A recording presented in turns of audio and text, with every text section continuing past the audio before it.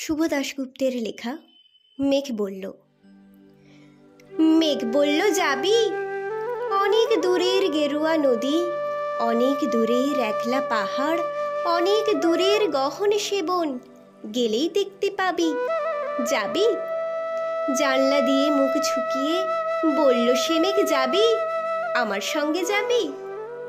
দিন ফুরিয়ে রাত ঘনাবে, রাত্রে গিয়ে সকাল হবে, নীল আকাশে উড়বে পাখি, গেলেই দেখতে পাবি। যাবি?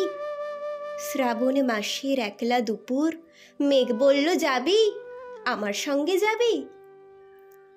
কেমন করে যাব রে মেঘ, কেমন করে যাব? নিয়ম বাঁধা জীবন আমার, নিয়ম ঘেরা এধার ওধার, কেমন করে নিয়ম ভেঙে এ জীবন হারাবো?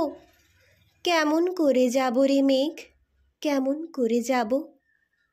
মেঘ বলল, দূরের মাঠে বৃষ্টি হয়ে ঝরব, সবুজ পাতায় পাতায় ভালোবাসা হয়ে ঝরব, শান্ত নদীর বুকে আনবো জলোচ্ছ্বাসের প্রেম, ইচ্ছে মতো বৃষ্টি হয়ে ভাঙব, ভেঙে পড়ব। এই মেঘ, তুই যাবি?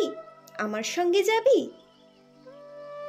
যাব না মেঘ, পারবো না রে যেতে, আমার আছে কাজের বাঁধন, কাজেই থাকি মেতে।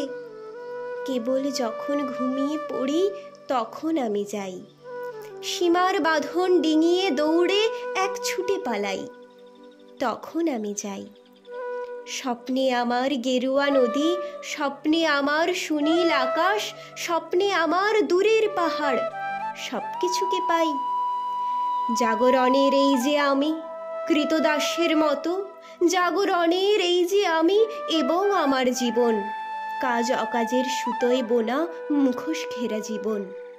তবু রে মেঘ যাব, একদিন ঠিক তোরই সঙ্গে শ্রাবণ হাওয়ায় নতুন রঙ্গে যাব রে মেঘ যাব।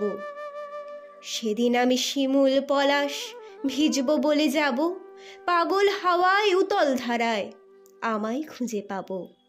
যাব রে মেঘ যাব, যাব রে মেঘ যাব, যাব রে মেঘ যাব।